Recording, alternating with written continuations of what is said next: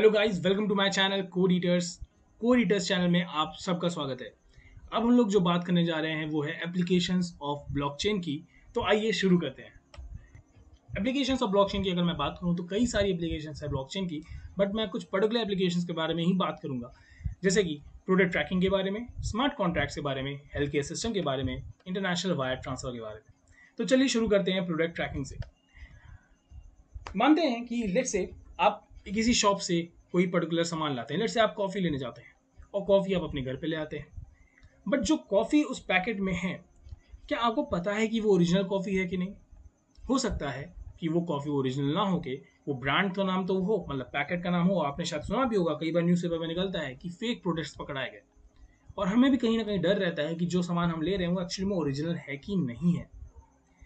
तो क्यों अगर मैं आपसे ऐसा कहूँ कि आप अपने प्रोडक्ट को पूरी तरह से ट्रैक कर पाएंगे कि वो कहाँ से ओरिजिन हुआ, कहाँ कहाँ से सप्लाई हुआ और किस किस जगह से गुजरा, ये सारी चीज़ें, तो कैसा रहेगा?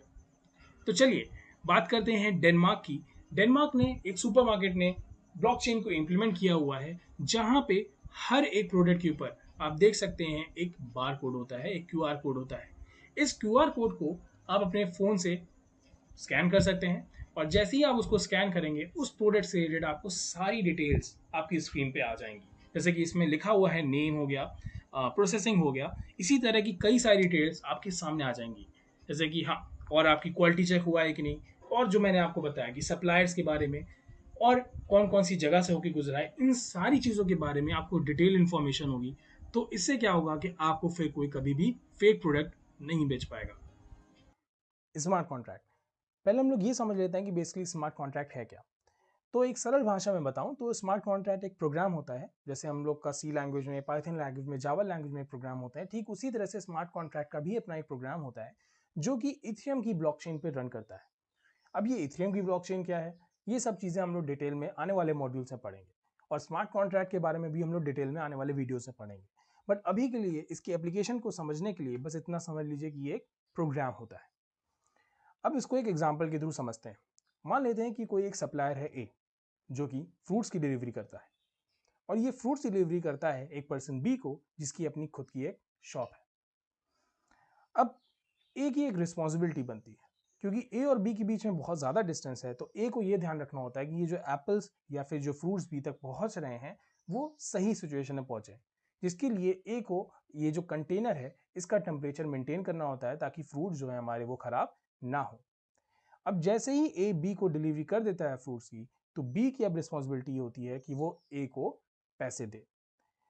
अब यहाँ पे प्रॉब्लम ये आ जाती है कि हो सकता है कि जो ए बी को एप्पल दे वो हो सकता है खराब हो। ये भी हो सकता है कि बी को एप्पल तो सही मिले, बट बी ने ए को ऐसे या पैसे वापस नहीं किए। अब ये दोनों ही सिचुएशन में या तो हो सकता है ए को नुकसान हो, या तो हो सकता है बी को नुकसान हो। और स्पेशली तब जब ए और बी एक दूसरे पे भरोसा नहीं करते हैं, तो ये नुकसान होने के चांसेस भी बहुत ज़्यादा बढ़ जाते हैं। तो क्या कर सकते हैं ए और बी इस सिचुएशन से बचने के लिए कि वो लोग एक स्मार्ट कॉन्ट्रैक्ट फॉर्म कर सकते हैं। तो आइए स्मार्ट कॉन्ट्रैक्ट को एक डायग्राम के थ्रू समझते हैं। ये हमारा स्मार्ट कॉन्ट्रैक्ट है। अब हम स्मार्ट कॉन्ट्रैक्ट में एक प्रोग्राम लिखेंगे जहां पे हम पूरी तरह से बताएंगे कि कब डिलीवरी होनी है और कब डिलीवरी नहीं होनी है, कब ए को पैसे देने हैं और कब ए को पैसे नहीं देने हैं। हमने यहाँ पे एक कंसिडर किया हुआ है कि जो टेम्परेचर है जिसपे कि हमारे फ्रूट सही रहेंगे वो लेस देन 30 डिग्री सेल्सियस है, ये एक एग्जम्पशन है।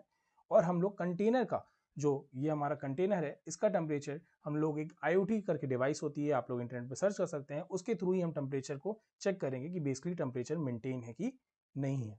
तो अब आती है बात कोड करने की। तो बेसिकली क्या कोड करेंगे हम लोग स्मार्ट कॉन्ट्रैक्ट का, बहुत ही सिंपल सा लॉजिक है, और वो ये होगा कि अगर टेम्परेचर IoT डिटेक्ट कर लेता है 30 डिग्री सेल्सियस से ज़्यादा, तो हम लोग को डिलीवरी नहीं करनी है, cancel delivery and do not पे टू ए। और अगर ऐसा नहीं है तो हम क्या करेंगे, डिलीवरी करेंगे, मतलब ए को डिलीवरी करनी होगी और बी को ए को पैसे देने होंगे।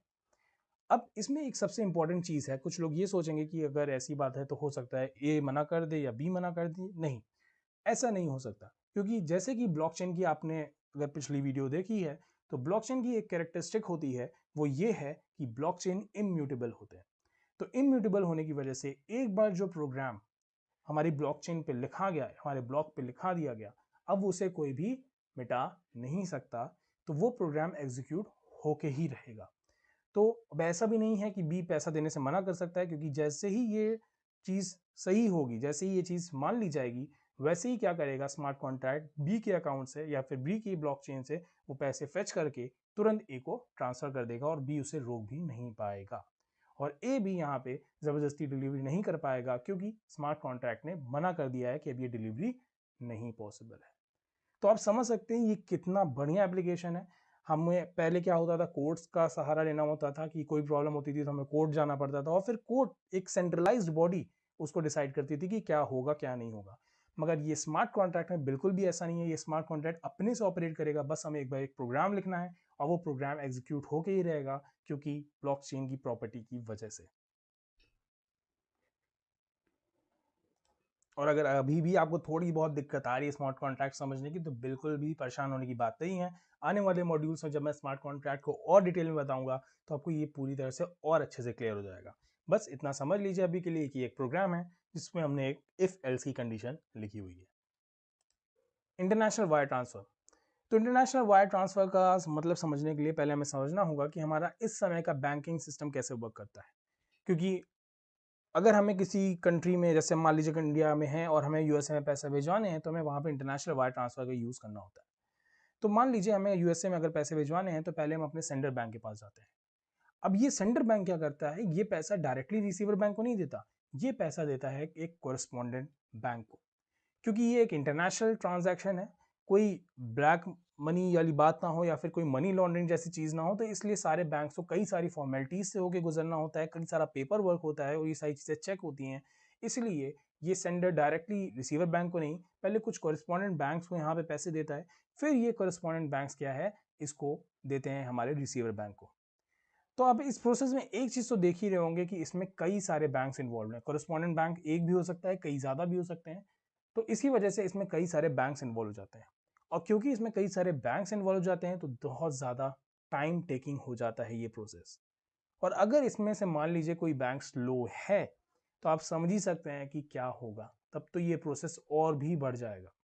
अगर मैं आपको ऐसे बताऊं बिना मतलब कि क्या नॉर्मल टाइम है, तो हो सकता है कि आपने अगर आज पैसे भेजे हैं किसी और कंट्री में, तो वो हो सकता है 1 हफ्ते से लेकर 10 दिन तक का भी टाइम लग सकता है आपके पैसे को इंटरनेशनली वहां पहुंचने में। तो हमारे इस सेंट्रलाइज्ड सिस्टम में बेसिकली 2 डिसएडवांटेजेस हैं। पहला ये कि इसमें फीस बहुत ज़्यादा है, दूसरा ये कि ये बहुत ज़्यादा टाइम टेकिंग है, जिसका हमने एग्जाम्पल देख लिया। और यूज फीस क्यों है? फीस इसलिए यूज है क्योंकि इतने ज़्यादा बैंक्स इन्वॉल्व हैं, तो उनको सबको अपनी अपनी कमीशन चाहिए होती है। तो ये फीस हो सकता है 10% से लेके 30% तक की ये फीस चार्ज कर लेते हैं। कंट्री टू कंट्री वेरी करता है, बट मान के चलिए 10% तो होती ही है ये फीस। मान लीजिए आपने इंडिया से पैसे यूएस से भेजे, तो हो सकता है कि वो आपके 100 रुपये भेजे तो 10 रुपये वहाँ से वो काट लें, और सिर्फ 90 रुपये ही आपके जो फैमिली है अगर यूएसए में रहती है तो वहाँ पहुँचे। बट इन दोनों को ही हमारा जो ब्लॉकचेन है पूरी तरह से रिमूव करता है इन डिसएडवांटेज को, क्योंकि ब्लॉकचेन में फीस जो होती है वो सिर्फ और सिर्फ 1 से 2% होती है, पहली चीज़।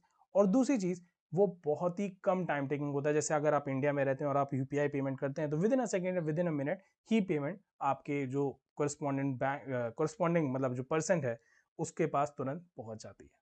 तो वहां पे भी इस समय अगर आप देखेंगे तो बैंकिंग सेक्टर में कई सारे ऐसे बैंक्स भी हैं, जो अगर आप यूएसए के देखेंगे जेपी मॉर्गन या इस तरह के कई सारे और भी कंट्रीज में बैंक है जिन्होंने ब्लॉकचेन को अडॉप्ट करना शुरू कर लिया, और आज से नहीं, वो 2016 से इस टेक्नोलॉजी का यूज पे मतलब इस पे वर्क कर रहे हैं। और आने वाले टाइम में जैसे कि मैंने बताया, ब्लॉकचेन बहुत जगह आपको दिखेगा और इंडिया में भी बहुत सारे बैंक्स इसका यूज करेंगे।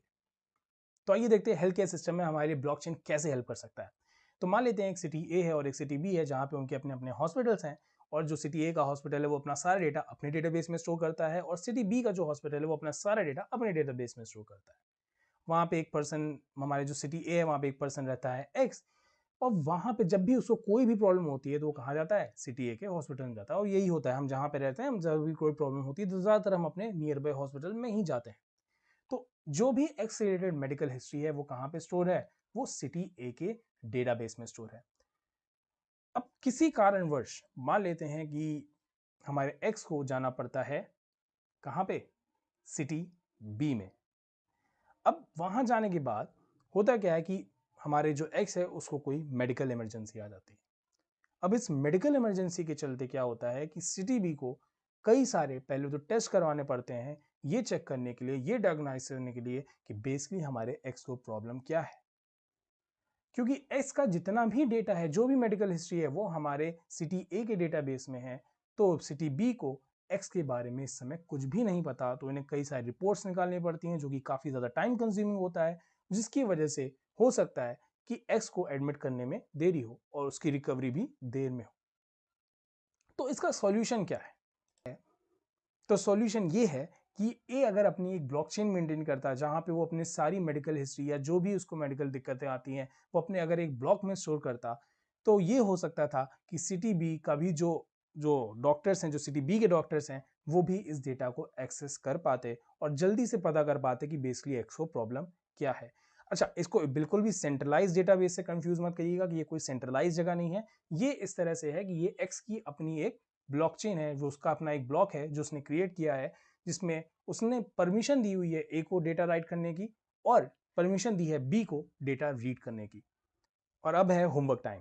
तो मैं चाहता हूं कि अब जैसे मैंने आपको 4 एप्लीकेशन बताई है ब्लॉकचेन की, आप भी जाइए रिसर्च करिए, देखिए क्या क्या एप्लीकेशन है, और जो भी एप्लीकेशन आपने फाइंड की है उसे आप कमेंट करिए, ताकि जो और लोग हैं वो भी उसे पढ़ पाएं और जान सकें कि क्या और एप्लीकेशन है ब्लॉकचेन की, और आपकी भी नॉलेज इंक्रीज हो। तो आशा करता हूँ आपको ये वीडियो पसंद आया होगा। अगर पसंद आया है तो इसे प्लीज़ लाइक करिए, शेयर करिए और सब्सक्राइब करिए। और कोई भी दिक्कत आई, किसी भी तरह की, कोई भी टेक्निकल या फिर किसी भी तरह का आपको कोई समझने में दिक्कत आए, तो प्लीज़ कमेंट करिए, मैं डेफिनेटली आपके सारे डाउट सॉल्व करूंगा। Thank you so much. Bye bye.